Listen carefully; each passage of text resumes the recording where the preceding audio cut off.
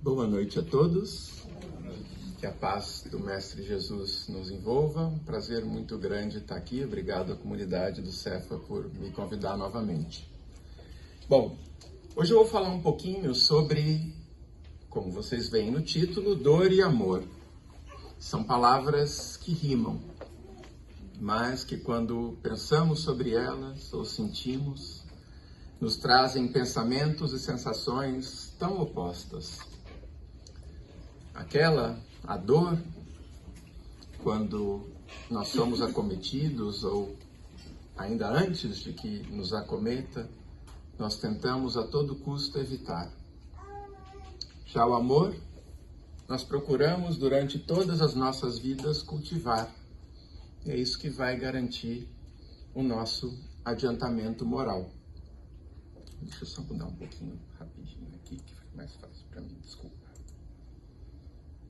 Prontinho. A ideia aqui hoje é explorar um pouquinho por que a dor nos afeta tanto em nossas vidas e pensar, refletir se faz sentido tentar evitar a dor, temer a dor. Analisar um pouco com base nos ensinamentos espíritas e no Evangelho de Jesus, se a dor pela qual nós passamos é justa que nós tenhamos que passar por esses processos de dor e de sofrimento. Logo, fazer uma reflexão sobre a razão, o porquê dos processos de dor e sofrimento nas nossas vidas e concluir com uma revisão do que nós podemos fazer, que tipo de atitude nós podemos ter quando a dor vem.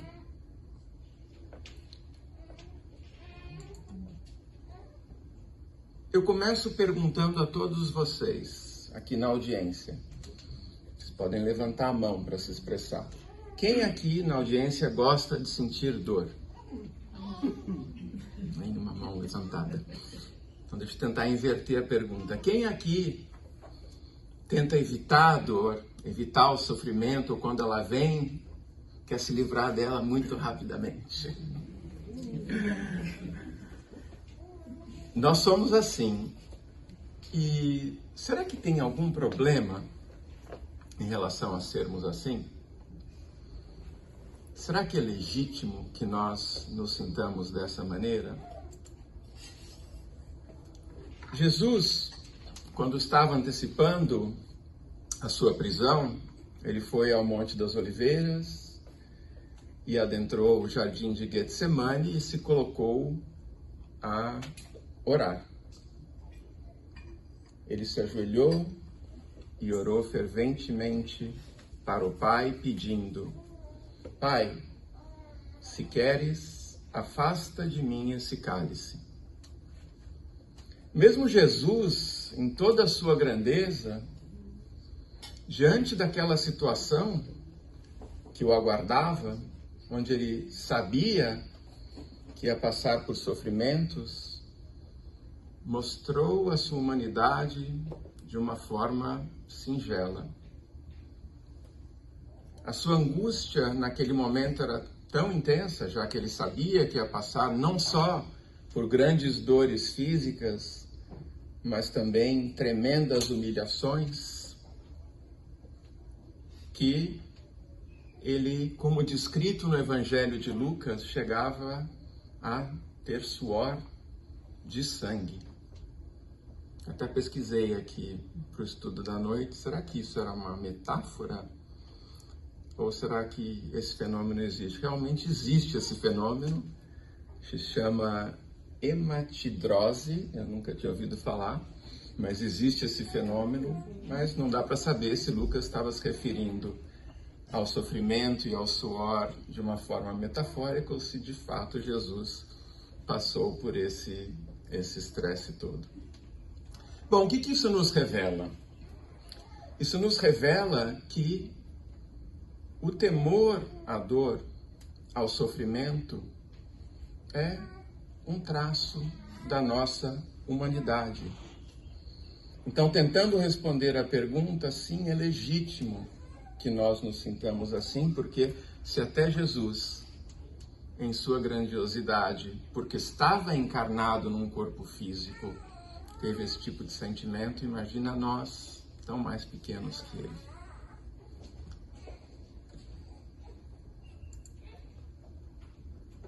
Bom, já vimos que a dor é inevitável, que temê-la ou tentar evitá-la é um processo normal, legítimo da nossa humanidade. Mas o que o Evangelho diz sobre a justiça da dor? Será que o processo de dor e sofrimento ele é justo? Algum de vocês já teve uma situação na sua vida onde você passou por um processo de sofrimento, por uma perda, e você se sentiu um pouco revoltado, inconformado e se perguntava: ai, por quê? Por que eu estou passando por isso? Por que eu? Por que nesse momento? Eu acho que todos nós, ou a grande maioria de nós, passamos por momentos assim nas nossas vidas e às vezes nós nos questionamos, ou questionamos até o nosso Pai. Mas o que diz o Evangelho? O que diz a obra espírita sobre o tema? No Evangelho segundo o Espiritismo, capítulo 5, Bem-aventurados os aflitos, Allan Kardec fala justamente sobre a justiça das aflições. Ele diz assim: se é soberanamente bom e justo, não pode agir caprichosamente, nem com parcialidade. Logo, as vicissitudes da vida derivam de uma causa, e pois que Deus é justo, justa há de ser essa causa. Isso o de que cada um deve bem compenetrar-se. Então, onde está essa justiça? Onde reside essa justiça? Se nós pensamos sobre as dificuldades, as vicissitudes da vida, elas têm duas possíveis fontes.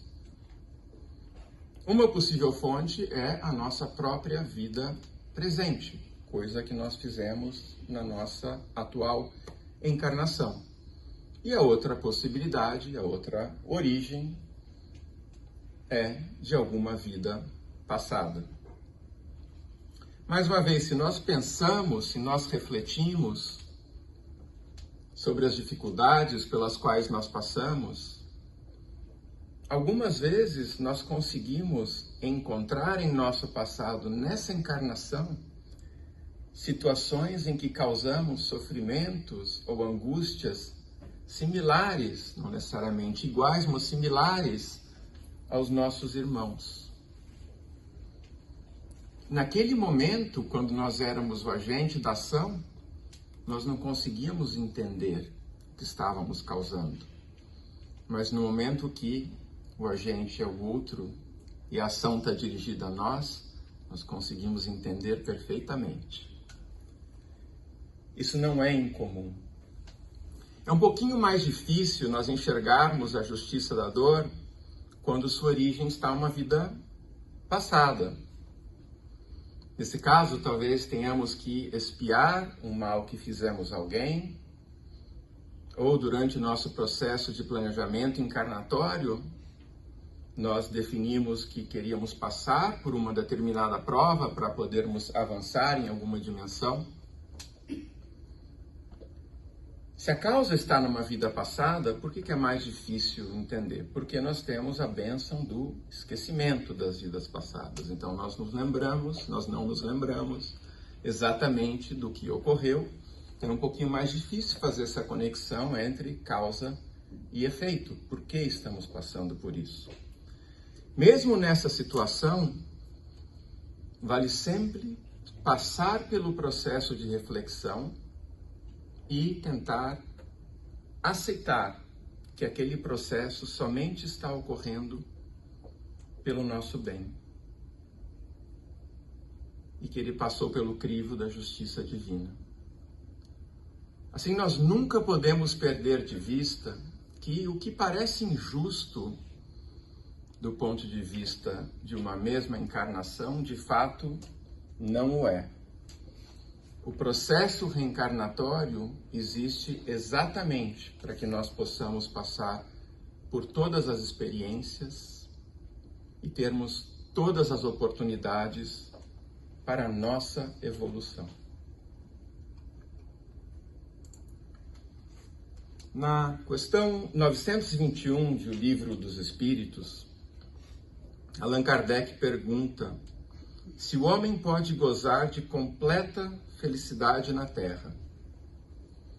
Diante do que o Espírito da Verdade contesta: o homem é quase sempre o obreiro da sua própria infelicidade. Pela prática da lei de Deus,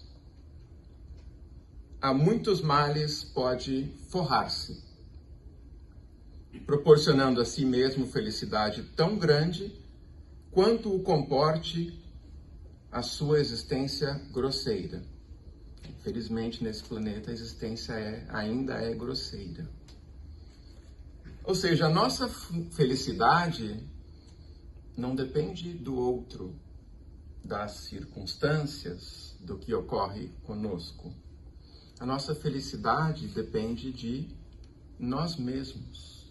Nós somos os agentes da nossa felicidade. Depende de quanto conseguimos colocar em nossas vidas as leis de Deus. Essas leis que, como frequentamos essa casa espírita, sabemos que estão gravadas em nossa consciência. Ou seja, temos dentro de nós o que nós necessitamos para praticar essas leis. O Espírito da Verdade apenas nos lembra aqui que existe um caminho de aprender pelo amor. Isso ocorre quando nós somos proativos e nós buscamos desenvolver e aprimorar a nossa conduta moral. Proativamente. Mas, às vezes, nós falhamos. O processo não funciona por via do amor, ou ele tarda demasiadamente para se expressar por via do amor, e nesse momento vem a adversidade, que nos ajuda a mover. Escolhas feitas em encarnações anteriores, ou mesmo nessa encarnação, moldam as nossas circunstâncias atuais. A dor e o sofrimento que às vezes resultam aparecem como oportunidade para equilibrar essas dívidas kármicas. Pela aceitação, pela perseverança, pelo processo de reflexão, o espírito desenvolve novas virtudes, ou seja, ele evolui, como sabemos. E o progresso que vai se acumulando conduz o espírito nesse processo de elevação, de ascensão. Como nos diz Kardec, ainda na mesma pergunta 921, aquele que se acha bem compenetrado de seu destino futuro não vê na vida corporal mais do que uma estação temporária, uma como parada momentânea numa hospedaria de má qualidade. Facilmente se consola de alguns aborrecimentos passageiros de uma viagem que o levará a tanto melhor posição, quanto melhor tenha cuidado dos preparativos para empreendê-la. Então nós estamos nessa estação temporária, na pousada de má qualidade, mas é uma pousada que nos ensina muito, muito importante para o nosso desenvolvimento espiritual. Enfim, entendemos então que as aflições pelas quais nós passamos são justas se nós as observamos do ponto de vista da multiplicidade das vidas. Ainda assim, vale perguntar: por que, para que temos que passar por isso? Como exatamente funciona esse mecanismo, esse processo da dor que nos impulsiona? No livro O Problema do Ser, do Destino e da Dor, escrito por Leon Denis, recomendo fortemente se vocês ainda não leram. Leon Denis nos revela no capítulo 26, que se chama A Dor, que a dor física produz sensações, o sofrimento moral produz sentimentos que nos aperfeiçoam. Quando nós sentimos uma dor física, o que significa isso? Basicamente, o nosso corpo está sinalizando que algo está em desequilíbrio e que precisa ser cuidado. Se nós pensamos no nosso veículo tem inúmeros indicadores. Tem lá, por exemplo, o odômetro, que indica que você andou uma certa milhagem, quilometragem, e que em determinado momento você tem que levar o seu carro para o serviço de revisão, manutenção. O velocímetro indica que você está andando ou dirigindo numa velocidade adequada ou demasiado arriscada numa determinada situação. Da mesma forma, o corpo indica diferentes coisas para você. Se você tem uma dor de cabeça, pode significar que você passou muito tempo sem comer, que precisa se alimentar. Ou que depois de um esforço físico extenuante, você precisa deitar, descansar, dormir. Uma dor nas costas pode indicar um problema de postura que precisa ser corrigido. Ou pode indicar que você tem que se movimentar um pouquinho mais. Ainda no capítulo 26, Leon Denis nos diz mais sobre a dor física.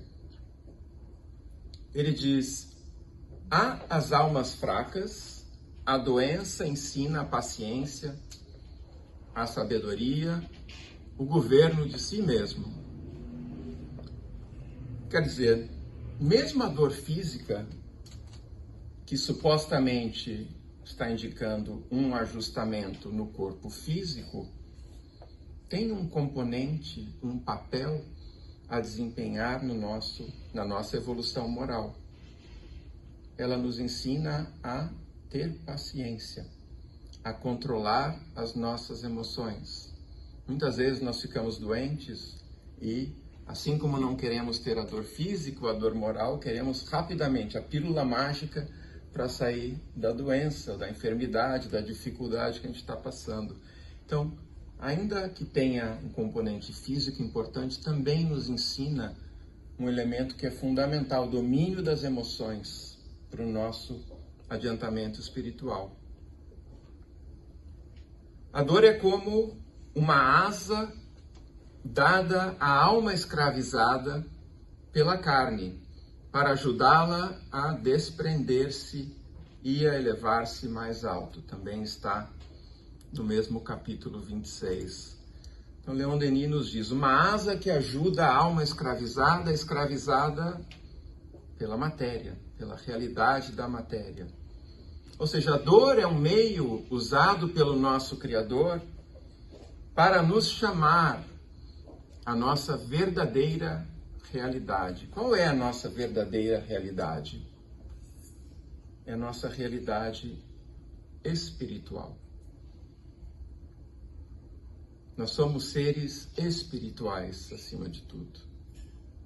Nós habitamos esse planeta de provas e expiações e estamos constantemente expostos a todo tipo de tentação da matéria e da carne. É verdade, não podemos negar. E muitas vezes mesmo, nós sucumbimos a essas tentações e esquecemos da riqueza dos bens espirituais. É nesse momento que vem um chamamento do alto para nos recordar da nossa realidade espiritual. De um lado do espectro da nossa vida e da nossa percepção estão a nossa realidade material, as nossas paixões, o nosso apego a todas as coisas desse mundo. Do outro lado estão justamente a realidade espiritual que nos leva à elevação e à libertação dessas amarras que ainda nos prendem à nossa situação inferior. Como diz Leon Denis no mesmo capítulo 26, a dor é apenas um meio de que usa o poder infinito para nos chamar a si e, ao mesmo tempo, tornar-nos mais rapidamente acessíveis à realidade espiritual, única e duradoura. Se nós pararmos para pensar, nós que somos espíritas, ainda nós que somos espíritas, passamos a maior parte do nosso tempo focados na nossa realidade material, cuidando do que necessitamos do ponto de vista material, do que nosso corpo necessita, mas também do que queremos desse mundo, nossos desejos físicos. E se tentamos expandir um pouquinho esse espectro, além de nós, das pessoas à nossa volta, a nossa família, os nossos amigos, os nossos colegas, os nossos conhecidos, quantos ignoram, ou um pouquinho pior, negam a sua verdadeira realidade espiritual, como se isso simplesmente nem existisse. Leon Denis faz mais adiante, no mesmo capítulo 26, uma comparação muito interessante. Ele diz: o sofrimento nos animais é já um trabalho de evolução para o princípio de vida que existe neles. Adquirem por esse modo os primeiros rudimentos de consciência. E o mesmo sucede com o ser humano nas suas reencarnações sucessivas. Se desde as primeiras estadas na Terra a alma vivesse livre de males, ficaria inerte, passiva, ignorante das coisas profundas e das forças morais que nela jazem. Olha que interessante. Nós sabemos, animais sofrem, tanto os que vivem na natureza, como os que vivem nas nossas casas, os que têm um animal de estimação. Vemos que realmente isso passa. E Leon Denis está nos dizendo, isso é um processo para despertar a consciência naquela criatura. E aí ele pula disso para o espírito, que na condição de espírito já adquiriu certo nível de consciência, mas que em suas fases iniciais, suas etapas iniciais, suas primeiras encarnações, é um ser ainda muito selvagem. Como esse ser seria capaz de sair daquela condição moral e evoluir se não tivesse um impulso muito forte por trás? Se ele tem um nível de consciência moral, desenvolvimento moral ainda extremamente baixo, como ele sairia daquela condição? Seria praticamente impossível. Ele estaria estacionado naquela condição selvagem. Então a dor cumpre justamente, sofrimento, cumpre esse papel de impulsar o ser na direção do seu desenvolvimento. A vida não começa no berço, nem termina no túmulo. Nós espíritas, uma vez mais, sabemos muito bem disso. A reencarnação permite que o espírito vivencie em diferentes corpos, diferentes existências, diferentes circunstâncias, tudo o que é necessário para o seu aprimoramento.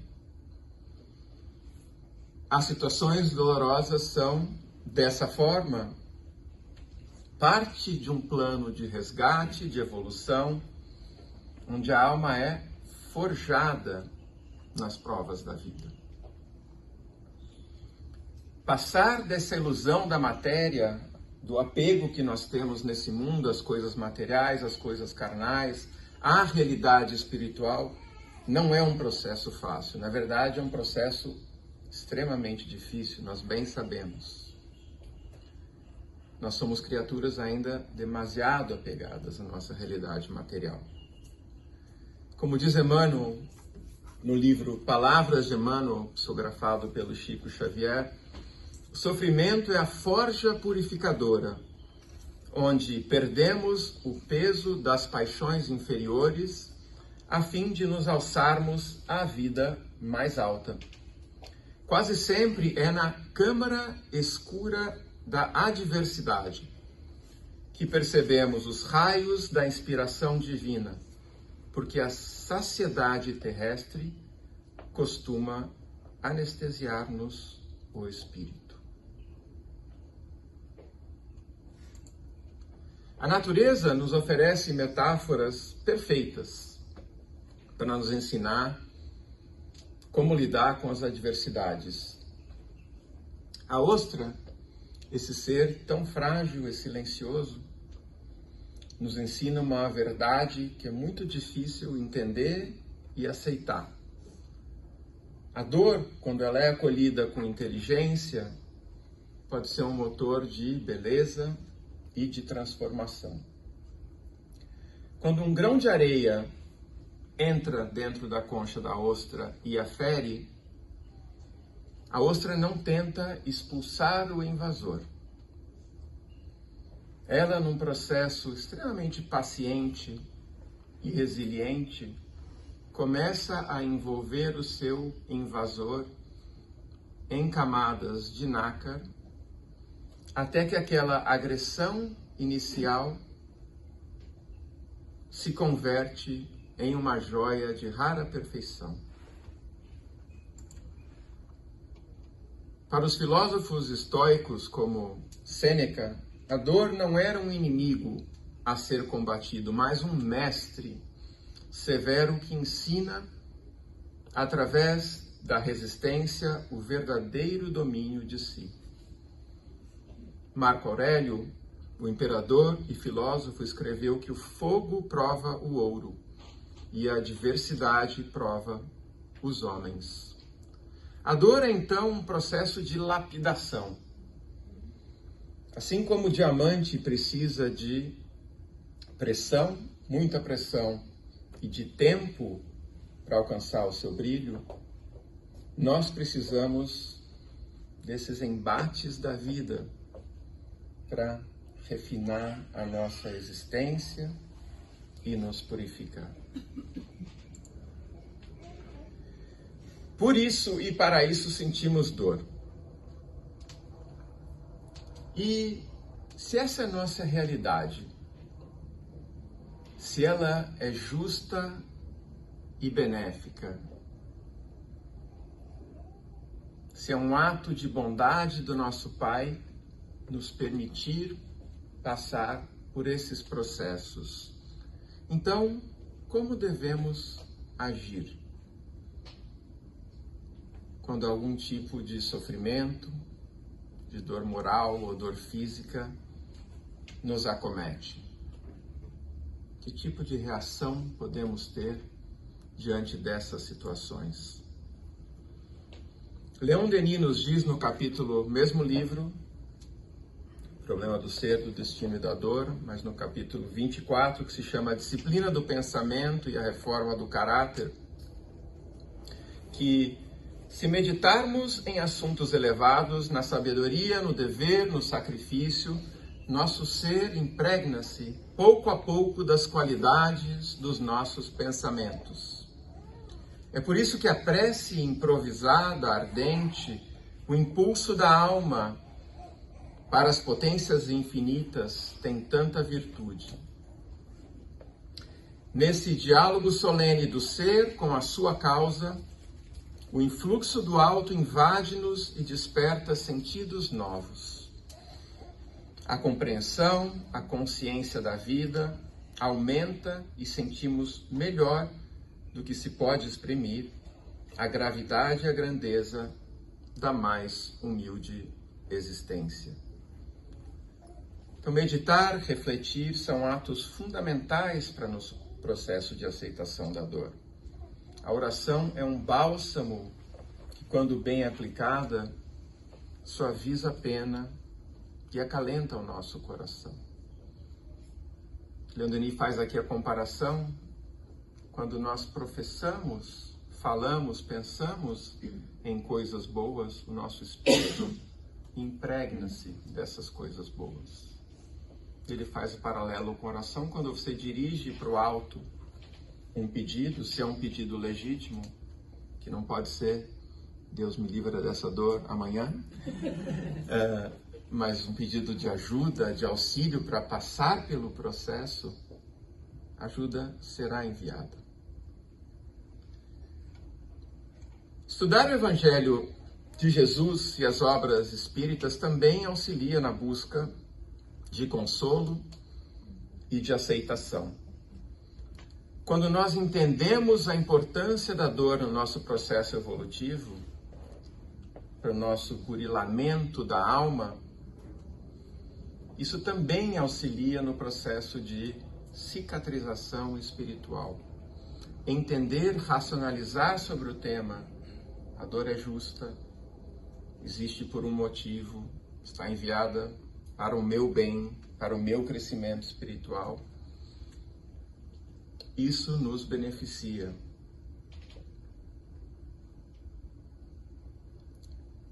Epiteto, filósofo estoico, também dizia: as coisas são apenas o que imaginamos que são. Ou seja, por nossa vontade, pelo domínio do nosso pensamento, do nosso comportamento, podemos vencer a dor. Ou, como mínimo, podemos fazer com que ela redunde em nosso proveito, fazendo dela um instrumento de elevação, que é seu objetivo final. Outro caminho importante para lidar com a dor reside nos atos de caridade e de compaixão. Ana Clara sempre teve uma fé muito forte. Ela frequentava a igreja, orava de maneira fervorosa, mas num determinado momento da sua vida ela perdeu a sua mãe. E ela tinha uma ligação muito forte com a sua mãe. Ela sentiu seu coração dilacerado. Questionou a sua fé, deixou de frequentar a igreja. Mas num dia, diante de sofrimento extremo por conta daquela situação, ela teve uma intuição. E ela resolveu caminhar até a igreja onde ela costumava frequentar. Ela entrou na igreja, se colocou a orar. E alguns momentos depois, entrou uma amiga na igreja e a chamou. A comunidade estava reunida para planejar as atividades de auxílio para o ano seguinte, e ela foi convidada a participar daquela discussão. E discutindo essas ações de auxílio, ela encontrou um novo significado para a sua vida e para a sua dor. Em vez de continuar residindo na dor, não aceitá-la, simplesmente residir na dor e não tomar nenhuma ação em relação a ela, uma ação positiva, ela colocou a partir daquele momento em ação um plano para ajudar pessoas que passavam por dificuldades, que teriam tido algum tipo de abalo emocional, não necessariamente por ter perdido um ente querido. E ela começou a realizar esse trabalho. E ela ressignificou o seu processo de dor, ajudando muitas pessoas a encontrar conforto. Hoje ela sente que a sua mãe, ao contrário do que sentia antes, minha mãe partiu muito cedo, ela sente a sua mãe presente nessas atividades que ela realiza para auxiliar a sua comunidade. Então, a prática do bem, a caridade, é fundamental também nesse processo. Finalmente, não podemos esquecer desse ponto tão importante que já mencionamos. Se a dor é justa e nosso Pai de amor somente nos manda aquilo que nos faz crescer, nós precisamos ter fé. Fé na edificação do seu reino nesse mundo. Como nós fazemos isso? Começamos a edificar esse reino inicialmente dentro de nós mesmos. E falando em fé, eu recordei da comovente história, que certamente muitos de vocês já ouviram ou já leram, de Marcel. O menino do número 4 está relatada no livro Céu e Inferno. Eu acho que é a minha obra preferida do Pentateuco. É na segunda parte, capítulo 8. Marcel, segundo o relato do livro, tinha mais ou menos de 8 a 10 anos e vivia num corpo inteiramente contorcido, tanto pela sua deformidade inata, como pela evolução da doença ao longo do tempo, ao longo dos anos. Esquálido, o menino era pele e osso, passava por sofrimentos atrozes enquanto estava nesse mundo. Ele teve uma vida curta nessa encarnação, mas enquanto ele viveu, ele demonstrou uma inteligência, respeito, compaixão que não pareciam ser coerentes com uma criança daquela idade, de 8 a 10 anos. Por conta das suas dores, ele acabou tendo uma relação muito próxima com o médico que cuidava dele, e ele pedia ao médico para que receitasse uma dose maior dos remédios que ajudavam com a sua dor, para que ele pudesse dormir. Mas não de maneira egocêntrica. Ele pedia porque ele não queria incomodar todas as outras pessoas que viviam naquela mesma instituição. Ele queria dar a elas a oportunidade de descansar. Ainda que o médico dissesse que doses maiores da medicação poderiam fazer mal a ele. Quando desencarnou, ele foi evocado na Sociedade Espírita de Paris e trouxe essa mensagem que diz: a vosso chamado vim fazer que a minha voz se estenda para além deste círculo, tocando todos os corações. Oxalá seu eco se faça ouvir na solidão, lembrando-lhes que as agonias da terra têm por premissa as alegrias do céu.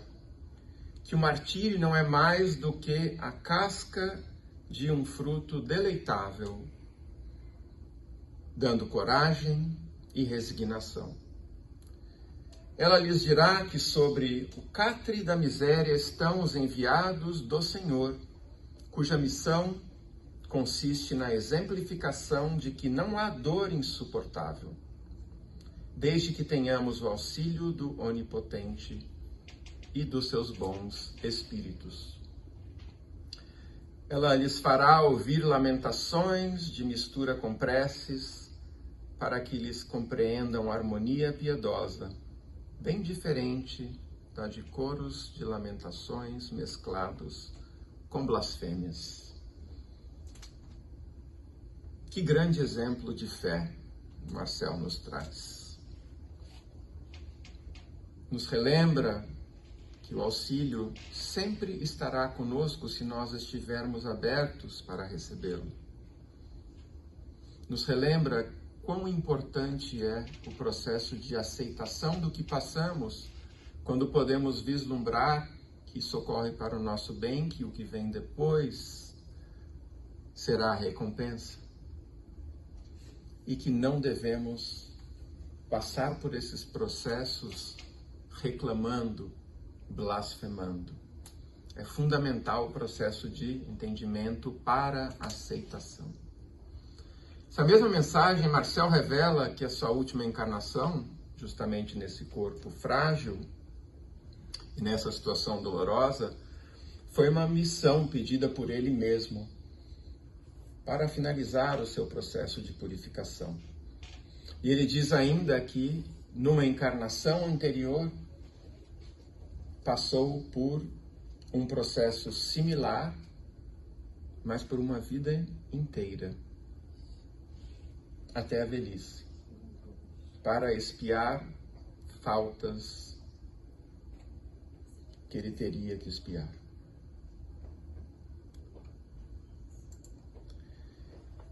Enfim, falamos bastante sobre o processo de dor, 40 minutos de palestra. Cadê o amor em tudo isso? Mas onde está? O título não era Dor e o Amor? Onde está o amor?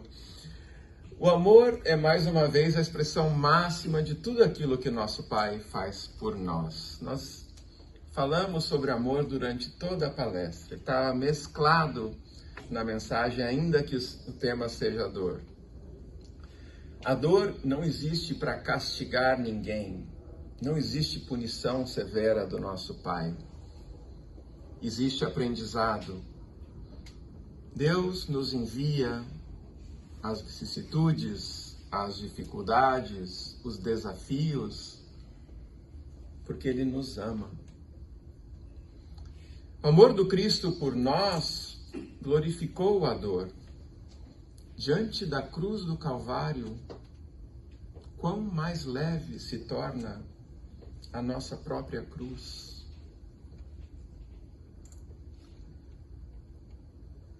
Tudo o que vive neste mundo, a natureza, o animal, o homem, sofre, contudo o amor é a lei do universo.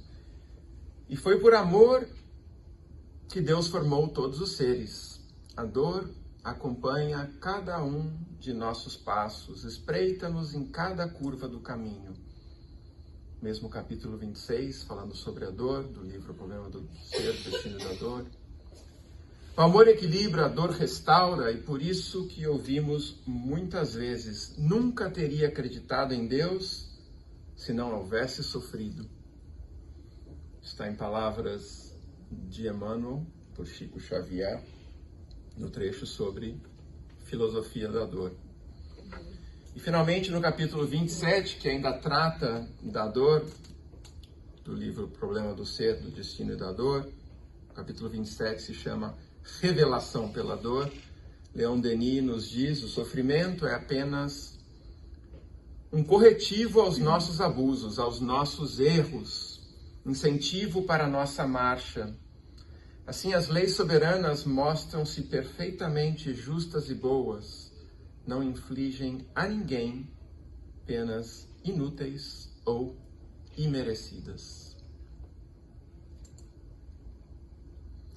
E assim, a partir da dor, temos a revelação do amor do nosso Pai por nós. Por meio da nossa fé, por meio da nossa perseverança, por meio da nossa reflexão, por meio das nossas ações, por meio das nossas reações a esses processos, nós ascendemos pelo caminho do progresso. E para finalizar a nossa palestra de hoje, em vez de recapitular aqui os principais pontos de maneira bullet points no slide, resolvi ser criativo e trazer um poema para vocês. Mas como eu não sou poeta, eu pedi uma pequena ajuda para o meu amigo Copilot. Poderia ter sido o ChatGPT ou o Claude. Tenho vários desses amigos hoje em dia, que me ajudou aqui a compor o poema. Então, por favor, tenham paciência e me acompanhem aqui no processo de recitar o poema que vai concluir a nossa palestra da noite. Ninguém desejador que nos consome, mas o próprio Cristo, em sua oração, provou no horto, invocando o nome, a humana angústia e funda aflição. Justa é a prova que o Senhor envia, pois Deus é bom, e nunca age em vão. Através de vidas, a alma se alivia e colhe em cada queda uma lição. A dor é mestra que nos abre a estrada, sinal de que algo pede correção. Qual grão na ostra, a ferida é lapidada, em pérola se torna no coração. Na prece, no estudo e na bondade, o peso da matéria se desfaz. Quem serve o próximo com caridade transforma o pranto em luz, em fé, em paz. E a fim de toda mágoa e todo pranto, brilha a verdade que nos faz irmãos. É por amor, amor imenso e santo, que Deus, o Pai, nos guarda em suas mãos. Que fiquemos nas mãos do nosso querido Pai, em paz. Muito obrigado.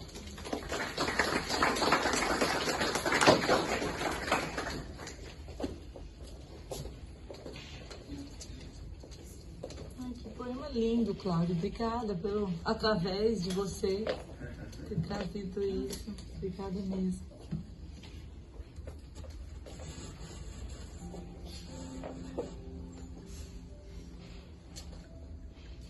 Então vamos passar para a nossa oração final.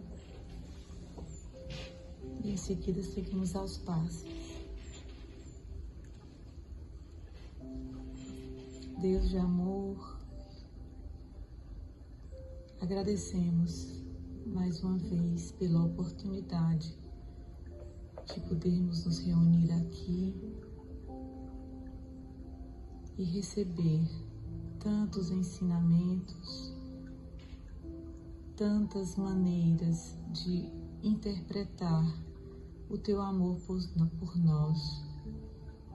Porque infelizmente dentro de nossa ainda pequenez, dentro de nossa infância espiritual, nós não sabemos interpretar corretamente a dor que nos aflige. Então, obrigada, meu Pai, pelo teu amor, apesar dessa cegueira, e te pedimos que esse amor envolva o nosso planeta nos locais de tantas catástrofes recentes, nos locais de guerra, de discórdia,